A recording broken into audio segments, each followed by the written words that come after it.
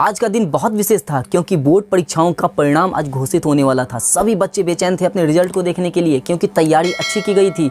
अमन, सुमन और किरण भी बहुत अच्छे तैयारी के बाद उन्होंने परीक्षा दिया था और उन्हें उम्मीद थी कि परीक्षा परिणाम भी सही आएगा।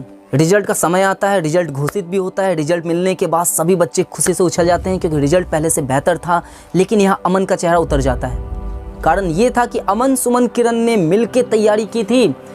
उन्होंने पूरा थोरोली सिलेबस भी पढ़ा था, कंटेंट्स को भी समझा था और साथ ही एग्जामिनेशन भी बहुत अच्छे तरीके से दिया था। आउट ऑफ आउट लिखा था और घर आने का उन्होंने मिलाया भी था और सब कुछ तीनों का लगभग सेम टू सेम मिल रहा था। फिर भी अमन को केवल 60% और बाकी को 70 या उसके +% है। ये चक्कर उसे समझ में नहीं आया। क्या ये आपके साथ भी हुआ है, आपके बच्चों के साथ हुआ है कि उनका एग्जाम अच्छा गया, उन्होंने अच्छे से तैयारी भी की, उन्होंने लिखा भी अच्छा, लेकिन उनका परीक्षा परिणाम कुछ अलग ही बात बता रहा हो? अगर इन बातों को आपको समझना है और ये जानना है कि परीक्षा में केवल लिख देना अच्छे अंकों का प्रतीक नहीं होता और जानना है कि कैसे परीक्षा में लिखें, उसकी तैयारी कैसे की जाए और कैसे कुछ टिप्स को फॉलो करके आप एग्जामिनेशन में अच्छे अंक ला सकते हैं, आपकी तैयारी भी बहुत ज़बरदस्त होगी। इन सभी चीज़ों को जानने के लिए बने रहें इस वीडियो में शुरू से अंत तक। तो देर किस बात की, शुरू करते हैं आज का वीडियो।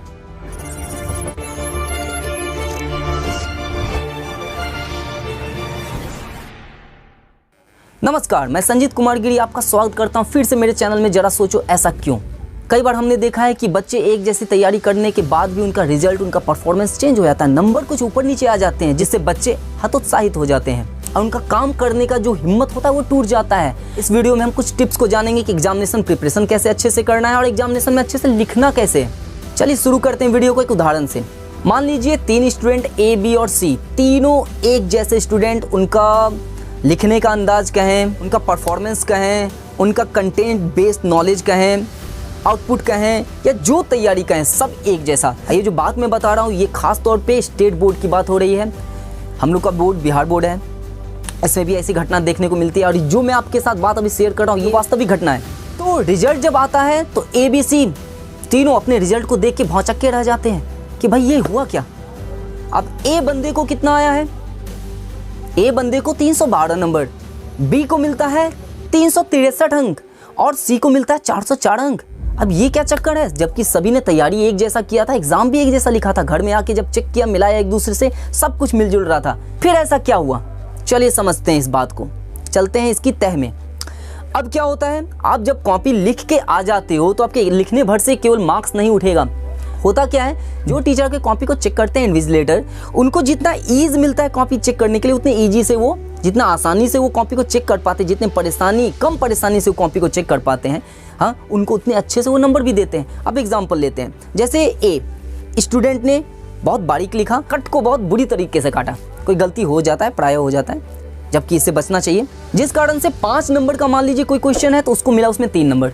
ओके, अगला स्टूडेंट B जो है वो थोड़ा छोटा नहीं, थोड़ा बड़ा साइज लिख रहा है, ठीक ठाक है, बोल्ड है, लेकिन कट वो ऐसा ही करता है, पूरी बुरी तरीके से उसे घिस घिस के काटता है। तो पहले वाले से बेहतर परफॉर्मेंस है इसका, लेकिन फिर भी कटना अभी उसका उसी तरीके से चल रहा है। तो होता क्या है, शिक्षक उसे थोड़ा उससे बेहतर नंबर मिलता है, दिया जाता है, उसे 3.5 अंक मिला। C स्टूडेंट जो है वो बहुत अपने हैंडराइटिंग पे कंट्रोल भी करता है और वो कट करता है, केवल एक बारीक लाइन से उसे कट करता है, एक लाइन में, उसको खिचड़ी नहीं बनाता। आप टीचर देखते हैं तो इंप्रेशन अच्छा बनता है, बुक उसका नोटबुक जो बहुत अच्छा है, साफ है, प्रेजेंटेशन ज़बरदस्त है, उसको 5 में 4, पॉसिबल है 5 में 5 भी मिल सकता है, लेकिन आमतौर पे लेते हैं, चलिए उसको 4 नंबर मिलता है। अब चलिए इसको हम कन्वर्ट करते हैं इनटू परसेंटेज। जिस बच्चे को 3 नंबर 5 में मिला, एक हिसाब से उसका कितना, 50 में 30 अंक, यानी 100 में 60, 60%। दूसरे बच्चे को 70% और तीसरे बच्चे को इस हिसाब से 80% आता है। एक ही कंटेंट के लिए एक ही टाइप के आंसर लिखने पे, एक ही तरह का तैयारी आउट ऑफ आउट लिखने के बाद भी एक बच्चा आमतौर पे 60-65 पे अटक गया और एक बच्चा 80% ले आया। यहाँ पे 15 से 20% का अंतर आ गया। अब समझ में आया नहीं हुआ क्या था? ये जो बात मैंने आपको बताया मेरा अपना अनुभव है और मैं बच्चों को केवल कॉपी पेस्ट करने से बेहतर उनके कंसेप्ट को क्लियर करना समझता हूँ और कोशिश करता हूँ कि वो कोई चीज़ को समझे। मैंने कभी ट्यूशन खुद नहीं पढ़ा, मैं सेल्फ स्टडी पे भरोसा रखता था, तो मैं कोशिश करता हूँ उसी तरीके से बच्चों को हैंडल करूँ। मेरे साथ भी हुआ है कि एक बार बच्चों ने खूब अच्छा तैयारी किया, उनके कहने अनुसार एग्जाम भी अच्छा लिखा, लेकिन उनका रिजल्ट बहुत पुअर हुआ। ठीक है, मुझे बहुत दुख हुआ ये देख के कि हुआ क्या था।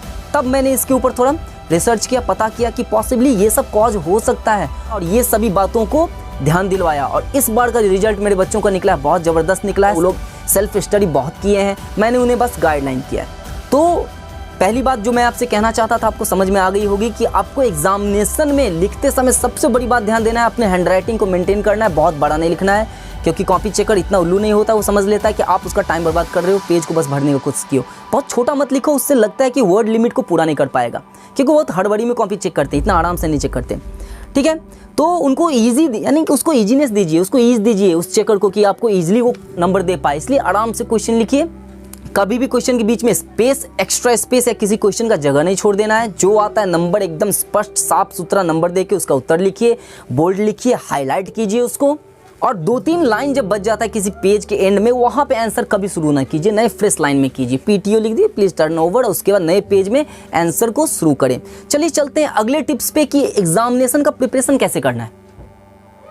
एग्जामिनेशन प्रिपरेशन से पहले 2-3-4 महीने बचा हुआ है मान लीजिए आपका, या फिर बहुत कारण से आपका टाइम डिले भी हो चुका है, कोई दिक्कत नहीं है आपको, लेकिन एक बात ध्यान देना है, आपको कोई हार्ड एंड फास्ट रूल नहीं देने जाना, by hook and by crook आपको नहीं जाना है, आपको इधर उधर से केवल नंबर नहीं लाना एग्जाम में। एग्जामिनेशन में नंबर लाना बहुत बड़ी बात नहीं है, उस नंबर के अकॉर्डिंग आपका कंसेप्ट होना चाहिए, क्योंकि आगे लाइफ में वो आपको कोई काम नहीं आने वाला है। आपके पास डिग्री होगा लेकिन आपके पास वो यूजलेस होगा। तो एग्जामिनेशन प्रिपरेशन के लिए सबसे बड़ी बात है, जो सिलेबस आपका दिया जा रहा है जिस साल का भी, उसको आपको थोड़ी 1 या 2 बार तो पूरा शुरू से अंत तक पढ़ना चाहिए। सेल्फ स्टडी पे भरोसा रखें, कोचिंग ट्यूशन अपनी जगह पे, सेल्फ स्टडी भरोसा रखें, थोड़ी पूरा कंटेंट को आप पढ़ेंगे, पढ़ने से आपका कॉन्फिडेंस लेवल बढ़ जाएगा। मान लीजिए कोई एक भी चैप्टर आप स्किप करके एग्जाम में जा रहे हो, एग्जाम में जाने के बाद आपके मन में डर रहेगा कहीं उसी से क्वेश्चन तो ना पूछ दे, उसके कारण पूरा प्रभाव एग्जामिनेशन पे पड़ने वाला है, आपका परफॉर्मेंस खराब हो जाएगा। तो थोड़ी 1 या 2 बार ईमानदारी से, सभी के दिन में 24 ही घंटे होते हैं भाई, किसी को एक्स्ट्रा नहीं होता है, तो कोई इतना टॉपर्स आ रहा है तो अपना टाइम मैनेज कर रहा है, आप लोग भी टाइम मैनेज कीजिए। चलिए तो क्या करना है, पूरा थोड़ी 1-2 बार आपको पूरा सिलेबस को अपडेट कर लेना है अपने टेक्स्ट बुक से, ठीक है। उसके बाद क्या करना है, आपको उसके इंपॉर्टेंट पॉइंट्स, उसके हेडिंग्स को हाईलाइट कर लीजिए, जो डेट हैं, नेम्स हैं, कुछ ऐसे कुछ कंसेप्चुअल बात हैं, उसको कर लेना है आपको, उसको 2-3 बार आपको रिवाइज करना है रेगुलर मोड पे, रेगुलर बेसिस पे, ओके। एग्जाम बहुत नज़दीक आ गया है, तो जो चैप्टर एकदम अनक्लियर है, जिसमें आपको कुछ नहीं पता, उसको एकदम स्किप कीजिए, ये एक एक्सेप्शन है, एकदम स्किप कीजिए, नहीं तो आपको बाकी परफॉर्मेंस खराब हो सकता है। तो ये थोड़ी आपको पढ़ना है, ईमानदारी पूर्वक पढ़ना है, हाँ। शॉर्टकट नेवर पेज, याद रखिएगा, शॉर्टकट का रास्ता कभी भी आपको कहीं मंजिल पे नहीं पहुंचाएगा, समझ गए, बीच में अटका देता है। तो नंबर 1 आपको याद रखना है, एग्जामिनेशन में जब भी लिखना है आपको तो साफ स्पष्ट कट करेंगे एक लाइन में, हड़बड़ाना नहीं है। दूसरी बात है, थोड़ी आपको पढ़ाई करना है इसमें, ठीक है। तीसरी बात है कि आप जब पढ़ने के लिए बैठते हो तो टाइमलाइन सबका according to syllabus, according to content, आप सब में टाइम दे दीजिए कि इतना टाइम इसको देना है, उसको देना, और उसको एकदम देना ही है किसी भी कीमत पे, वो देना ही है, उसमें स्किप मत कीजिए। अगले पॉइंट पे चलते हैं कि एग्जामिनेशन हॉल में जब आप बैठते हैं तो एक नर्वसनेस आ ही जाता है, आप थोड़े से अंदर से डर कहें या जो भी कहें आ ही जाता है, लेकिन ये एक नेचुरल है, नेचुरल बात है। आपको ये बात समझना है आप एग्जामिनेशन हॉल में क्यों हो, आपने जो तैयारी कर रखी है साल 2 साल 3 साल में, उसका आज परफॉर्मेंस देने का दिन है। तो आपको दिमाग में एक बात एकदम सेट कर लेना है, माइंड सेट करके जाना है कि एग्जामिनेशन में फुल परफॉर्मेंस देना मेरा काम है, डरना और हड़बड़ाना वहाँ कोई काम ही नहीं मेरा, ठीक है। हमको फोकस करना है अच्छा एग्जामिनेशन देने पे, तो ये याद करके जाइए हम एग्जामिनेशन हॉल में क्यों जा रहे हैं, एग्जाम देने, तो एग्जाम देने पे फोकस कीजिए, बाकी पे मत कीजिए कभी भी। हैंडराइटिंग को कभी भी अच्छा रखेंगे, लेकिन नॉर्मल वे में रखेंगे, बहुत सुंदर नहीं बनाने की जरूरत है, इससे क्या होगा आपका टाइम लैप्स हो जाएगा और जो आपको लिखना है वो भूल जाएंगे आप। उससे पहले आपको बहुत सारे सेट पेपर, 5-10 सेट पेपर सभी सब्जेक्ट का कंप्लीट कर लीजिए, ठीक है। अगली बात आपको ये भी ध्यान देना है कि वैसे एक टिप्स दे रहा हूं मैं एग्जामिनेशन में ये देखने का कि कौन सा क्वेश्चन को कितना ज़्यादा या कितना हमको ध्यान देना है। सबसे पहली बात है, लास्ट ईयर जो आपको क्वेश्चन पूछ दिया या जिस चैप्टर से क्वेश्चन पूछ दिया, जहाँ से जो पैराग्राफ या जिससे रिलेटेड क्वेश्चन पूछ दिया, उस क्वेश्चन पे आप टिक लगा लो, एक टिक। 2 साल पहले जो क्वेश्चन पूछा है उस पर लगा लो डबल टिक।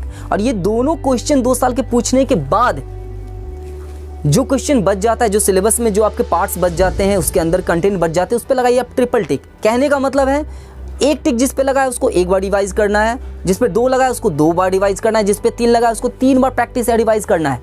इस तरीके से आपका पूरा कंटेंट रिवीजन में आ जाएगा। आप कहेंगे पिछले साल क्वेश्चन तो कई बार बोला जाता आता नहीं है, ये बात गलत है भाई, मैं बता देता हूँ। मेरे खुद के एग्जामिनेशन बता रहा हूँ, सभी आपस में यही चर्चा किए थे, पिछले साल का एग्जामिनेशन है में ये पूछा गया क्वेश्चन है, नहीं आएगा नहीं आएगा। मैंने इसी भी ये सब चीज़ पे ध्यान देना बंद कर दिया था। अब उनके टीचर ने क्या कहा नहीं कहा मुझे नहीं पता, मैंने सेल्फ स्टडी पूरा कर रखा था। एग्जाम में जाता हूँ, पहला क्वेश्चन जैसा कह रहा हूँ वैसा ही आप समझिए, जो कह रहा हूँ वही बात हुई थी। पहला क्वेश्चन जो उसने पूछा वो पिछले साल का जस्ट पूछा हुआ था, मैं देखा, स्माइल मेरे चेहरे पे आया, कॉन्फिडेंस फुल लेवल में, एग्जाम लिखा, ज़बरदस्त रिजल्ट ठीक ठाक आया। तो ये मत सोचिए ये नहीं आएगा, क्यों नहीं आएगा भाई, ऐसा कोई हार्ड एंड फास्ट रूल तो नहीं बनाया कि आएगा ही नहीं। तो ये सब चीज़ में नहीं पढ़े, अब थोड़ी एक बार पढ़ ले, लेकिन पिछले साल वाले को एक बार, उससे 2 साल पहले वाले को 2 बार, बाकी जो बच जाता है अब क्या करो, उसको 3 बार रिवाइज करो। एग्जामिनेशन का पूरा तैयारी आपको 2 से 3 महीने के अंदर हो जाएगा। ओके, और सबसे बड़ी बात, एग्जामिनेशन में कभी भी जाएं तो किसी अदरवाइज सोर्स पे भरोसा करके ना जाएं। आपको खुद पे कॉन्फिडेंस होना चाहिए कि आप खुद एग्जाम देने जा रहे हो, और जो भी आपका लैंग्वेज हो, जो तरीके से, जिस तरीके से आप बेहतर लिख सकते हो, उसको आप एग्जामिनेशन में उसको लिखना है। आपका कॉन्फिडेंस आपके एग्जामिनेशन के परफॉर्मेंस को बहुत हाई कर देता है। तो उम्मीद है आज की वीडियो के माध्यम से आपको समझ में आ गया होगा कि एग्जामिनेशन में जो 19-20 हो जाता है या फिर 18-20 नंबरों का हो जाता है, उसके कारण क्या थे। इनको आपको क्या करना है, इम्प्रोवाइज़ करना है, इन कारणों को थोड़ा सा मिनिमाइज़ करना है, परफॉर्मेंस को थोड़ा बेहतर बनाना है, और उम्मीद है सभी का एग्ज़ाम अच्छा जाएगा। आप बस जिस टिप्स को और जिस ट्रिक्स को मैंने आपको बताया है उसको फॉलो करेंगे और खुद के ऊपर भरोसा रखेंगे। आपको आने वाली परीक्षाओं के लिए ढेरों शुभकामनाएं। उम्मीद है आपको ये वीडियो अच्छा लगा होगा। अगर सच में अच्छा लगा है तो लाइक करें, अपने दोस्तों के साथ शेयर करें, कमेंट करके बताएं और कैसा वीडियो आपको चाहिए। चैनल पर नए हैं तो सब्सक्राइब करके नोटिफिकेशन बेल दबा दें, जिससे आपको वीडियो सबसे पहले मिले। मिलते हैं अगले वीडियो में, तब तक अपना ख्याल रखें, स्वस्थ सुरक्षित रहें। जय हिंद, धन्यवाद।